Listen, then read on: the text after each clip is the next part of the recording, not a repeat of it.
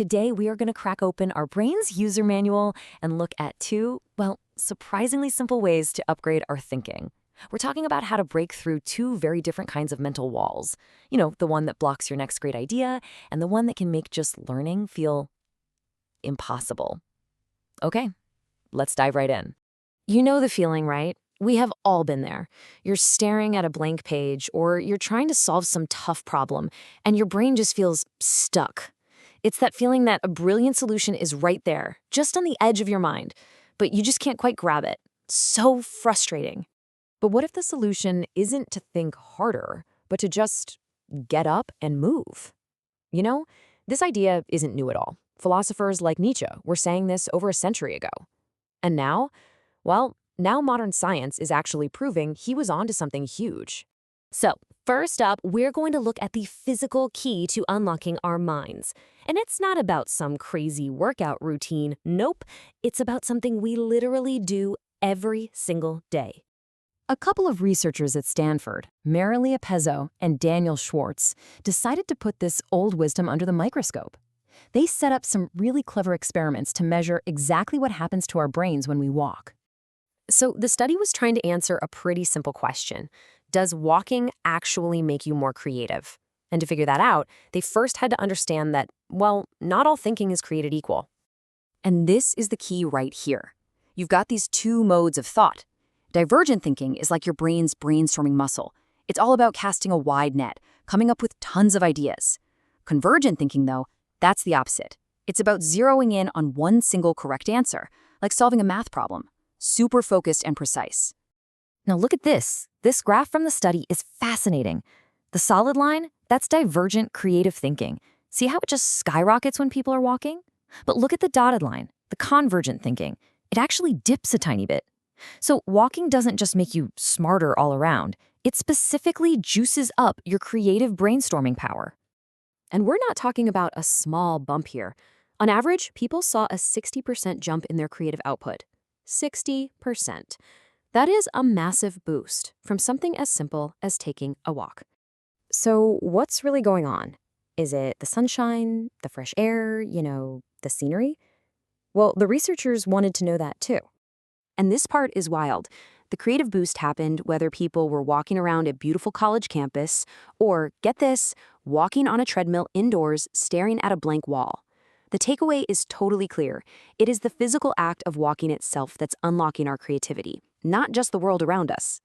And here's maybe the most practical tip of all. That creative high, it doesn't just vanish the second you stop walking.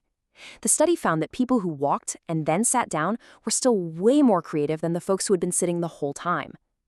So yeah, taking a quick walk right before a big meeting, that is a scientifically backed strategy for bringing your best ideas.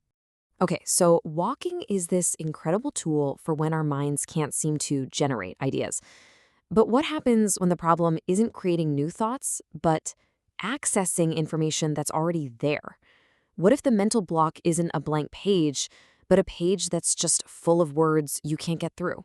For millions of people with dyslexia, this image is pretty much their daily reality. The printed word, which for many of us is a door to knowledge, can feel like this huge, overwhelming wall. And that brings us to our second hack, which is really about a shift in perspective. What if, instead of focusing on the difficulty of reading, we just focused on the goal, which is gaining knowledge? It kind of forces us to rethink how we learn in a world that is so dependent on text. And make no mistake, this is not a small issue. Dyslexia is by far the most common learning disability out there. It makes up a staggering 80% of all diagnoses in kids. That means a huge number of our students are being challenged, not by the subject matter, but by the method they're being forced to use to learn it. This quote from Davis Graham, who's an author and advocate for dyslexia, just hits the nail on the head. Our traditional school system often gets confused between the ability to read and the ability to learn. It ends up measuring how well you can use the tool, not how well you understand the information. But here's the good news. Just like walking gives us a physical key to unlock creativity, modern technology offers a digital key to unlock the printed word, completely sidestepping those old hurdles. Okay, so check out the science behind why listening can be such a learning superpower. We normally talk at about 150 words per minute, but our brains, they can process information way faster, closer to 400 words per minute. That gap is called the listening gap. And it means when we listen, our brain has all this extra horsepower to really absorb, think about, and connect ideas without getting bogged down. And the solution is just beautiful in its simplicity. It's text-to-speech, or TTS. It takes pretty much any text you can find, from a website, a book, an email, and just reads it to you out loud. It creates this direct path from the information straight to your brain, totally leveling the playing field. And this is not just some theory, okay? This is life-changing stuff. Davis Graham, the guy we just quoted, he used this exact technology to overcome his severe dyslexia, and he earned a master's of science from a top university.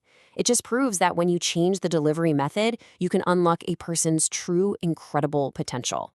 So, when you put it all together, what have we learned?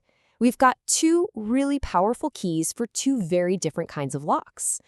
A simple walk can literally supercharge your mind's ability to brainstorm, and a simple tool like text-to-speech can unlock an entire world of knowledge. At the end of the day, they both show us that how we use our bodies and the tools we have can radically change how our minds work. So the next time you feel stuck, whether you're staring at a creative problem or a really dense article, just remember you have these keys. It's not magic, it's just about finding different doors into your own mind. So the only real question is, which one are you going to open first?